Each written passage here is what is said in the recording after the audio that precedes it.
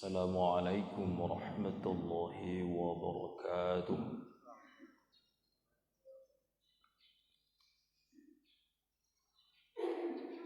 Alhamdulillah, wassalatu wassalamu ala rasulillah wa ala alihi wa ashabihi wa mawalah.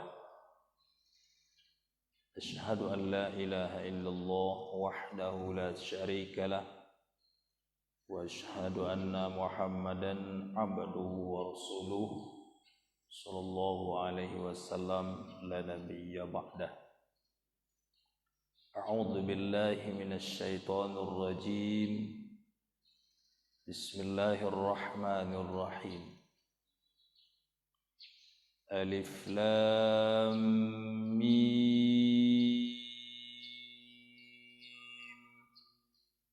Tilka ayatul kitabil hakim.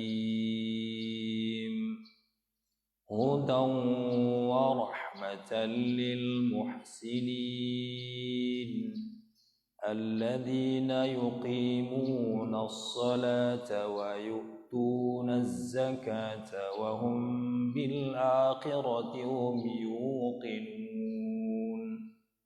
Shadaqallahul azim. Bapak-bapak, ibu-ibu jamaah subuh rahimakumullah yang kita muliakan, Buya Marpendi belum hadir pada pagi hari ini. Jadi Bapak dan Ibu rahimakumullah, dengan izin Allah SWT, pada pagi hari ini kita masih diberi kekuatan iman, kekuatan Islam, kekuatan ketakwaan. Inilah Bapak dan Ibu yang berbahagia, kita bisa hadir di majelis ini. Jemaah subuh rahimakumullah, kajian kita surat Luqman ayat yang ketiga lagi Bapak dan Ibu. Jadi Ibu Bapak, kaji itu dicatat Ibu ya. Patang kaji wako kini kololeh. Kalau ndak Ibu Bapak catat, khawatir kita mungkin sampai pintu tu berkoyak. Ya. Kadang orang bertanya, kawa enak kaji tadi, mantap kaji. Kaji itu lah nak tentu lah dalam kaji itu. Makanya Ibu Bapak yang berbahagia, di majelis-majelis itu kita mesti membawa catatan, Ibu ya. Di catatan itulah Ibu Bapak salah satu yang akan kita wariskan nanti ke anak-anak kita. Kalau biasanya awak kan mewariskan harta saja Bu, enak. Harta sekian banyak awak tinggal. Kini Ibu Bapak nan kawak wariskan catatan pengajian supaya dibaca di anak dan dilanjutkan loh. Dan suatu saat mudah-mudahan anak-anak kita mencintai pengajian ini Bapak dan Ibu yang berbahagia. Jemaah subuh rahimakumullah. Ayat yang ketiga dari surat Luqman. Allah Subhanahu wa taala berfirman, Hudaw wa rahmatan lil muhsinin. Hudan artinya Bapak Ibu adalah petunjuk. Rahmat ya rahmat. Lil muhsinin, bagi orang-orang yang baik-baik. Bapak dan Ibu yang berbahagia. Ayat ini berkaitan dengan ayat sebelumnya. Karena pada ayat sebelumnya Allah Subhanahu wa taala mengungkapkan di sana tilka ayatul kitabil hakim. Itulah kitab, itulah ayat-ayat Allah Subhanahu wa taala, kitab yang penuh dengan hikmah. Artinya Al-Quran Bapak dan Ibu yang berbahagia. Kemudian Al-Quran itu sebagai hudan, sebagai petunjuk. Kapan Al-Quran itu Bapak dan Ibu yang berbahagia bisa jadi petunjuk oleh kita? Kalau Al-Quran itu dipelajari. Kalau seandainya Al-Quran itu hanya tersusun rapi di rumah, tidak pernah dipelajari, Al-Quran tidak bisa jadi petunjuk bagi kita Bapak dan Ibu. Betapapun hebatnya umat Islam ini membangga-banggakan Al-Quran itu. Al-Quran hadis. Kalau tidak dipelajari secara mendalam, tidak bisa jadi pedoman. Bapak dan Ibu yang berbahagia, kalau kita pelajari Al-Quran, baru kita dapat petunjuk. Barulah terang dunia ini oleh kita Bapak dan Ibu yang berbahagia. Tapi kalau Al-Quran hanya tersusun rapi dalam lemari di atas meja, itu tidak ada gunanya Bapak dan Ibu yang berbahagia. Kadang awak bangga dengan Al-Quran. Di Bali Al-Quran Bu, di Makkah. Iko Quran Maha Ustaz. Bantuan itu yuk semenjak dari Makkah sampai kini masih ada je plastiknya leh. Belum pernah dibuka-buka, belum pernah dipelajari. Leh bermanfaat Al-Quran Bu? Tidak bermanfaat. Biarlah hancur Al-Quran ini, biarlah rusak Al-Quran ini, asalkan setiap waktu dipelajari Bapak dan Ibu yang berbahagia. Kadang Bapak Ibu di rumah awak kan Al-Quran tu lalu suah lah, rusak kulit-kulitnya kok. Bahkan isinya tu Bapak Ibu lah banyak karatenya cabik-cabik. Ditanya bako modeko Al-Quran Ibu, Ustaz alhamdulillah ambo tarui ambo buka Al-Quran tu Ustaz. Terus Bapak Ibu yang berbahagia, makanya Al-Quran itu bisa jadi pedoman. Bapak dan Ibu yang berbahagia, tidak ada pedoman hidup yang lebih baik di atas dunia ini selain daripada Al-Quran itu. Sudah lengkap Bapak dan Ibu yang berbahagia, dari surat Al-Fatihah sampai surat An-Nas, semuanya menjadi hudan, semuanya menjadi petunjuk bagi kita Bapak dan Ibu yang berbahagia. Apakah Al-Quran itu Bapak dan Ibu yang berbahagia, yang menjadi hudan itu cukup kita baca begitu saja Bapak dan Ibu yang berbahagia? Tidak. Dipelajari secara mendalam, baru kita tahu isi Al-Quran itu. Semua jawab mengaji subuh aku Bapak dan Ibu yang berbahagia, kalau tidak dikaji cik-cik modeko Bapak dan Ibu tidak tahu itu isi Al-Quran. Makanya kata Rasulullah sallallahu alaihi wasallam, man ta'allamal Qur'an wa 'allamahu khairukum man ta'allamal Qur'an wa 'allamahu. Sebaik-baik kamu kata Nabi, orang yang mempelajari Al-Quran kemudian mengajarkan Al-Quran itu Bapak dan Ibu yang berbahagia. Itu manusia yang paling baik. Sekarang Bapak Ibu yang berbahagia, apakah semua umat Islam itu menjadikan Al-Quran sebagai hudan, atau hanya sekadar jadi bangga-banggaan saja? Bahkan Bapak Ibu ada yang hanya sampai membaca Al-Quran saja dengan suara yang bagus, dengan irama yang bagus, tapi tidak tahu isi Al-Quran itu. Kalaulah semua kita Bapak Ibu sudah berdalam-dalam dengan Al-Quran, maka pribadi kita Bapak dan Ibu yang berbahagia, pribadi yang paling baik di atas dunia ini.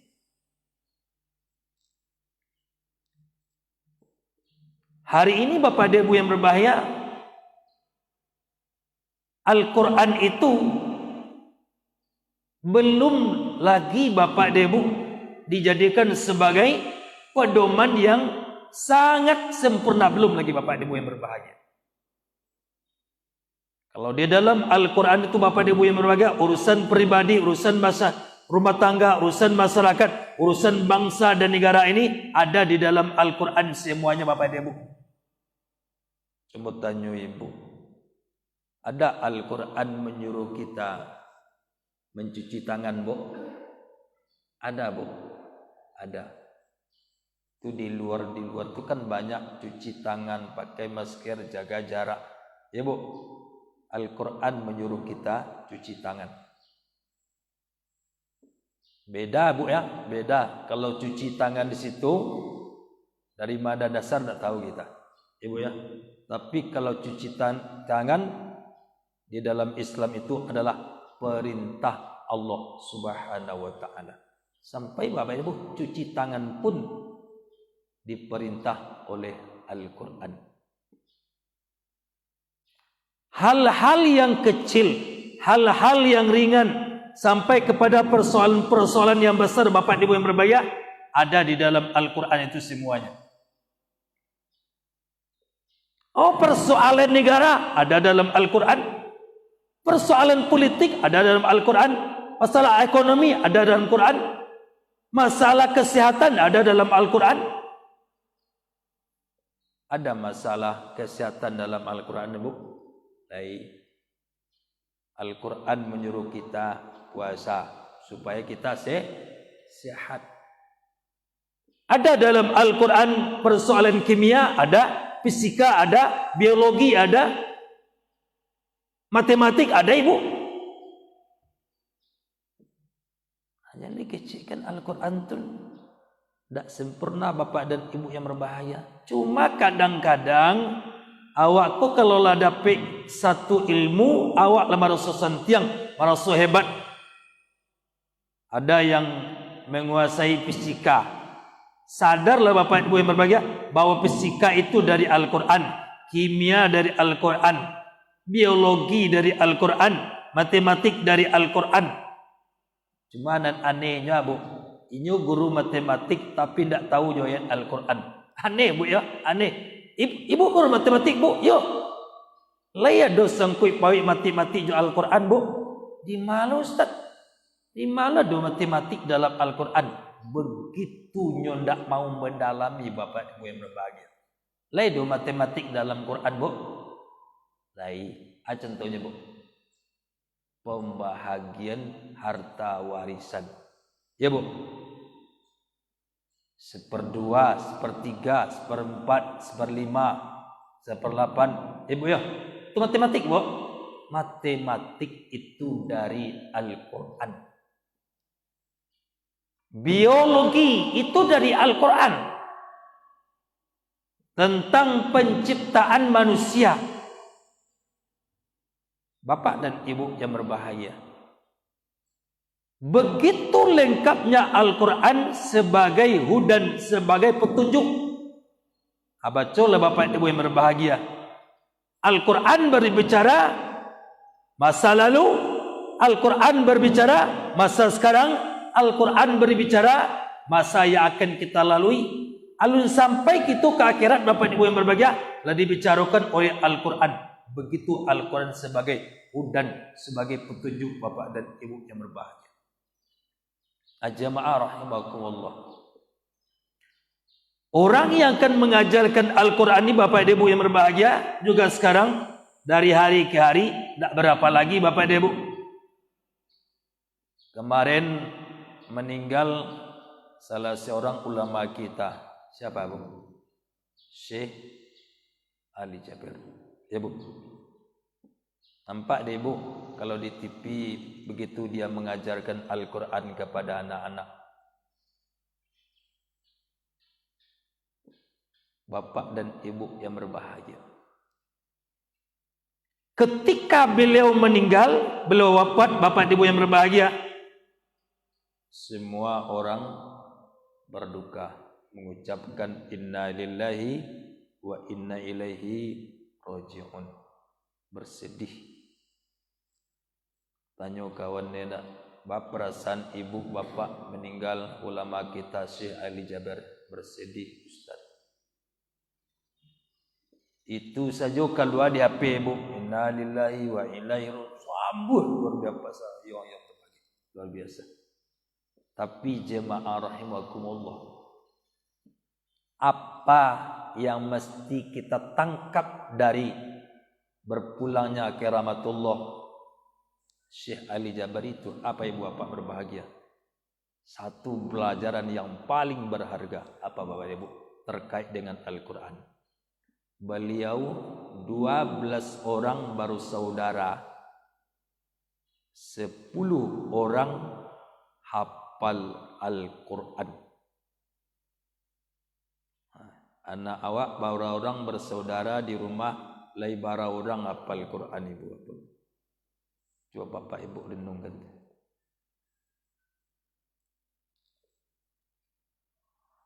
Apa acaranya di orang tua si Ali Jaber tu mendidik anak ini? 2 balik anak, 10 orang apa Quran. Ikut dia awak 2 anak di rumah, anak dia apanya tu? Ibu ya, iya mbak, malang kita. Orang anaknya banyak, ibu ya, 2 balik anak, 10 orang hafiz Quran bapak dia. Begitu tingginya semangat perhatian keluarga Syekh Ali Jaber dengan Al-Quran bapak dan ibu yang berbahagia. Atibu di awak bapak dan ibu, kalau balik lo awak ke keluarga kita bapak dan ibu yang berbahagia, itu taman nuang bapak ya. Anak sekian orang tak ada apa Quran surang juga. Hah? Jangan 30 juz 32 saja tak selesai dah nak. Kalau saudara-saudara si Ali Jaber yang 10 orang tu 30 juz masing-masing. De anak awak juz 30 saja tak selesai.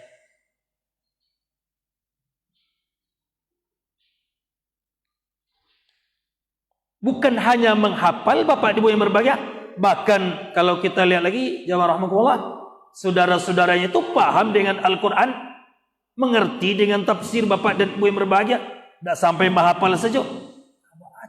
Jadi ulama anak semuanya, jadi penghafal Quran bapak dan ibu yang berbahagia. Tapi bapak dan ibu enak, sekurang-kurangnya di rumah awak tu ada seorang ulama, ada seorang yang betul-betul paham dengan Al-Quran, betul-betul dia hafiz Quran. Bahkan itu cita-cita Syekh Ali Jaber. Sebenarnya bapak dan ibu yang berbahagia, apa cita-cita beliau itu? Beliau ingin masing-masing rumah umat Islam di Indonesia ini ada satu hafiz Al-Quran bapak dan ibu.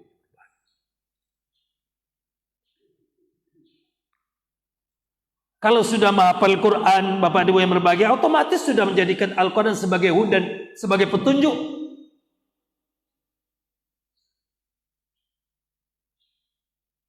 Makanya jemaah rahimakumullah, Allah Subhanahu wa taala berfirman di dalam surat Al-Baqarah itu, Syahrul Ramadan alladzi unzila fil Quran hudan linnas wa bayyinatin minal huda wal furqan.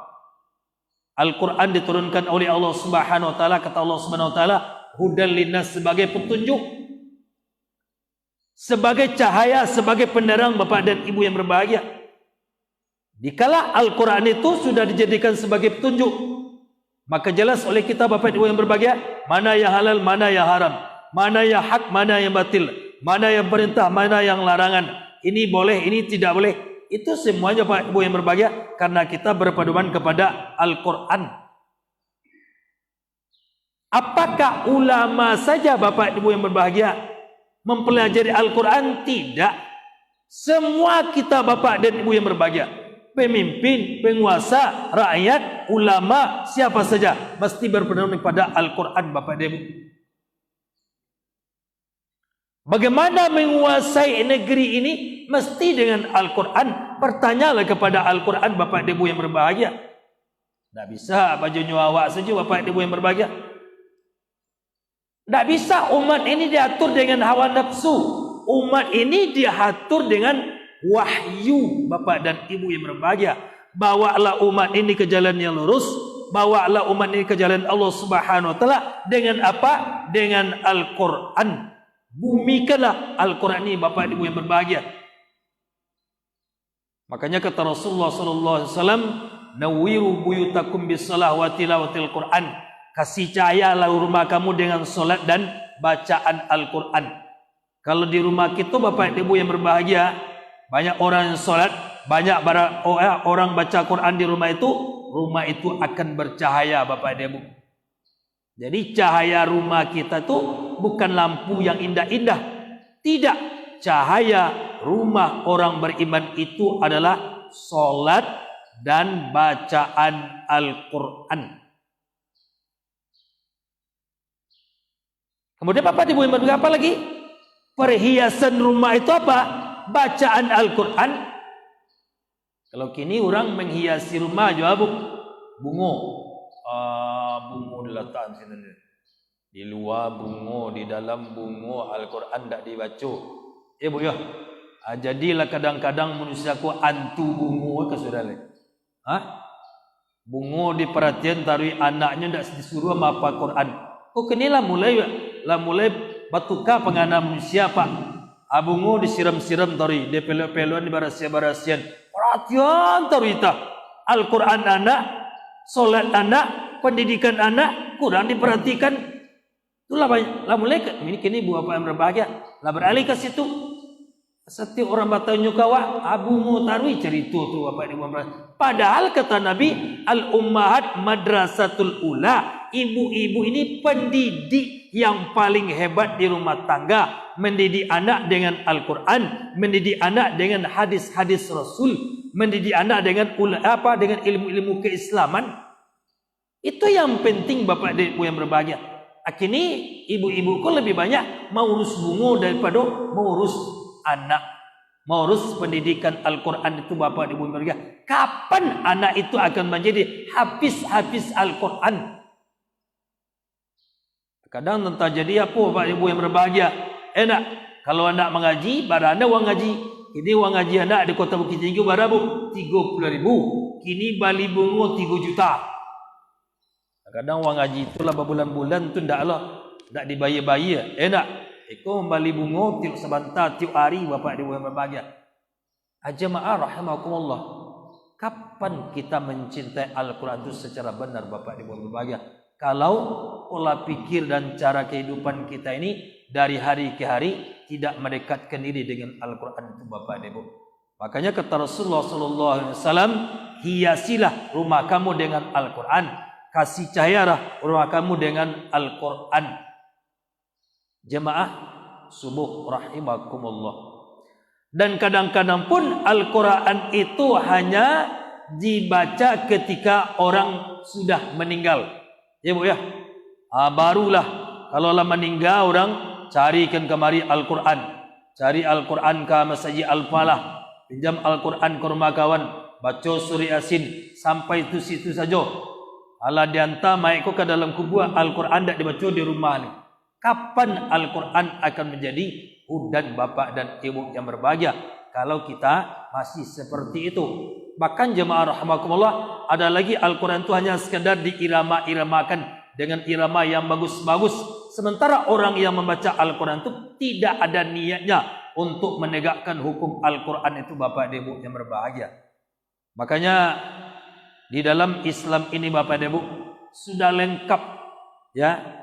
Al-Quran diturunkan oleh Allah Subhanahu wa taala sebagai misbah, sebagai munir, sebagai lampu penerang Bapak dan Ibu yang berbahagia.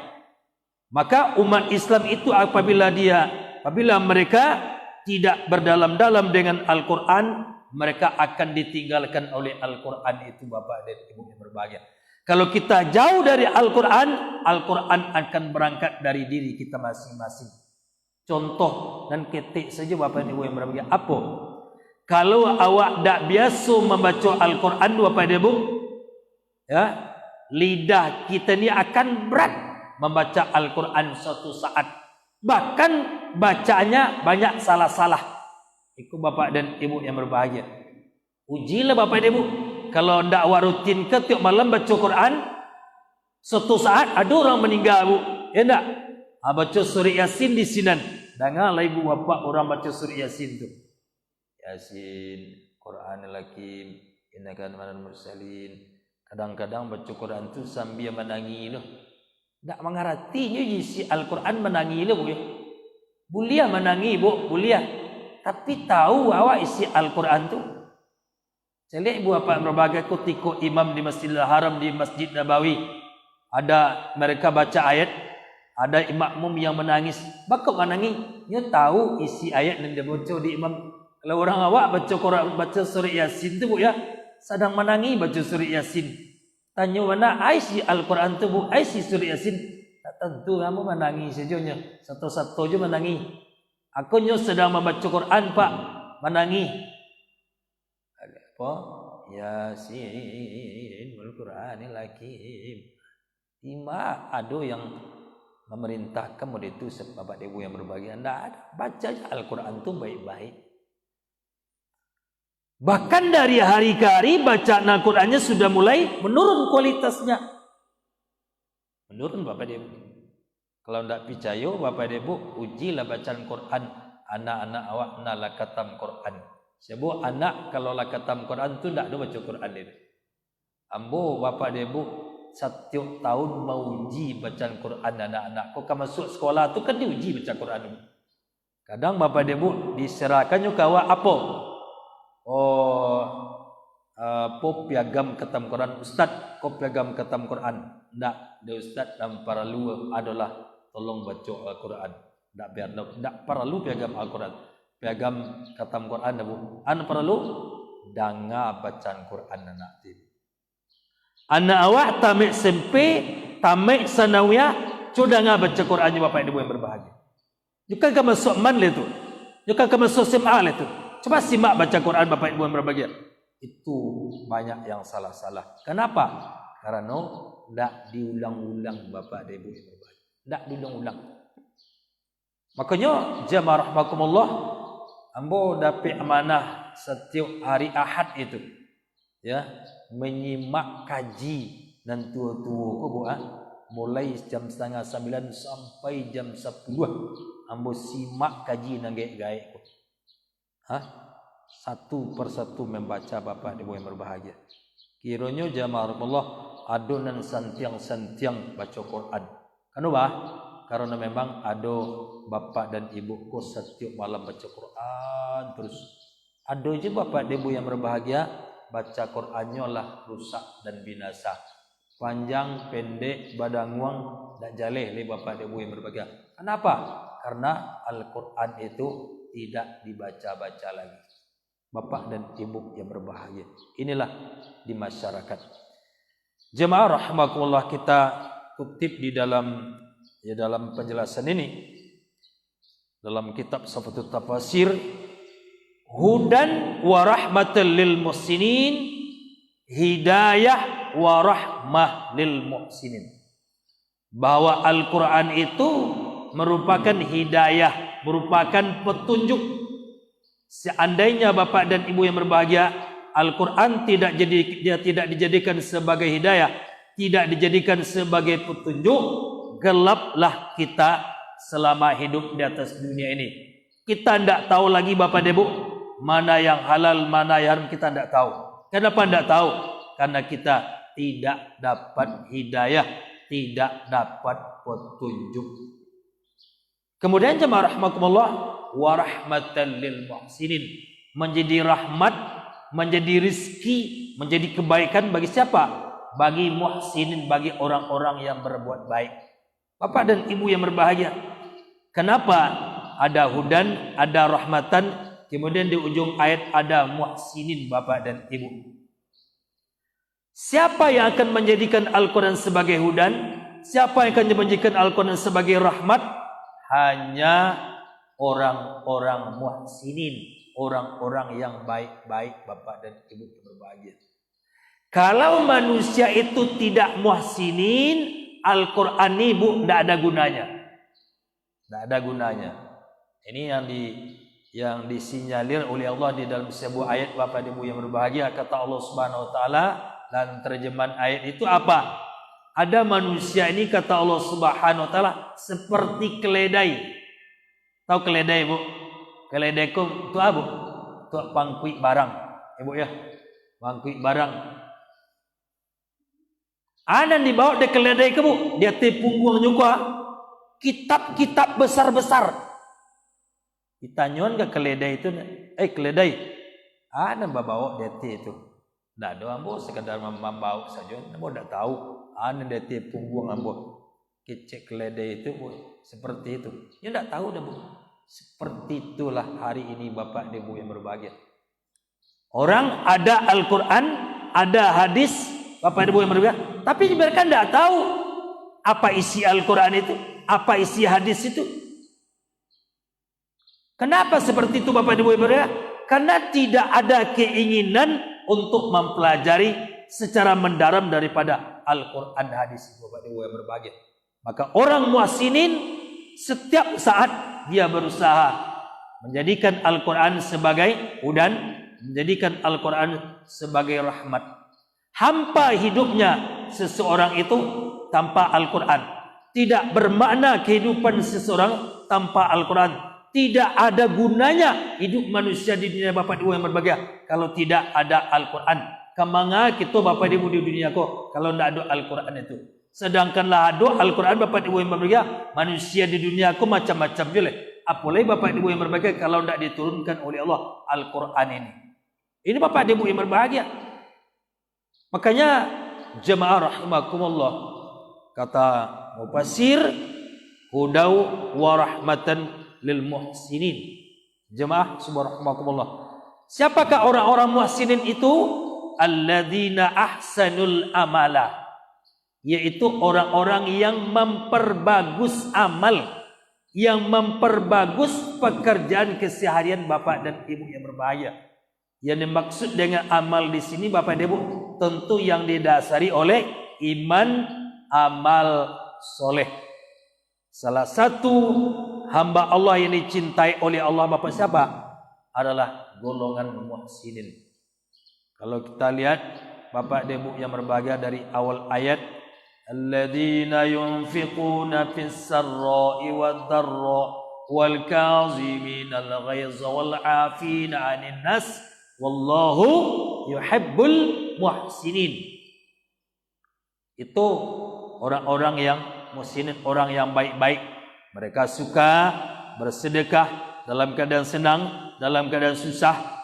Kemudian mereka mengendalikan emosi. Jadi orang-orang muhsinin itu kalau menurut ayat ini Bapak mampu mengendalikan emosi. Ibu ya, bayangkan Bapak dan Ibu yang berbahagia kalau dengan umat manusia ini emosi tidak dikendalikan, apa yang akan terjadi Bapak dan Ibu yang berbahagia?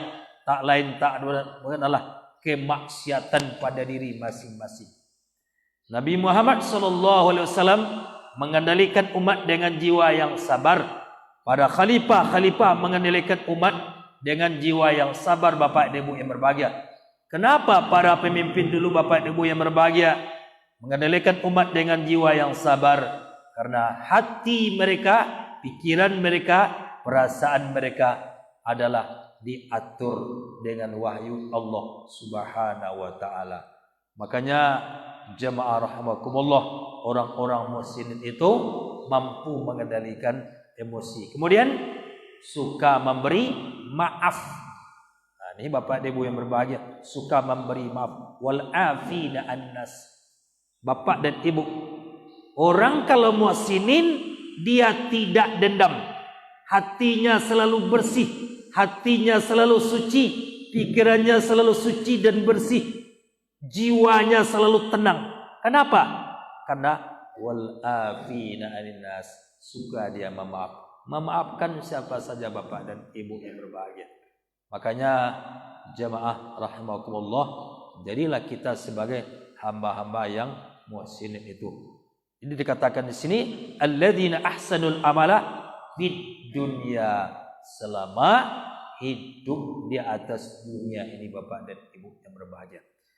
Bapak dan Ibu rahimakumullah, maka ayat yang ketiga ini sungguh menyentuh perasaan kita masing-masing, sampai di mana kita Bapak dan Ibu yang berbahagia menjadikan Al-Quran sebagai hudan, sebagai rahmat, dan barulah kita dikatakan orang yang baik-baik Bapak dan Ibu yang berbahagia.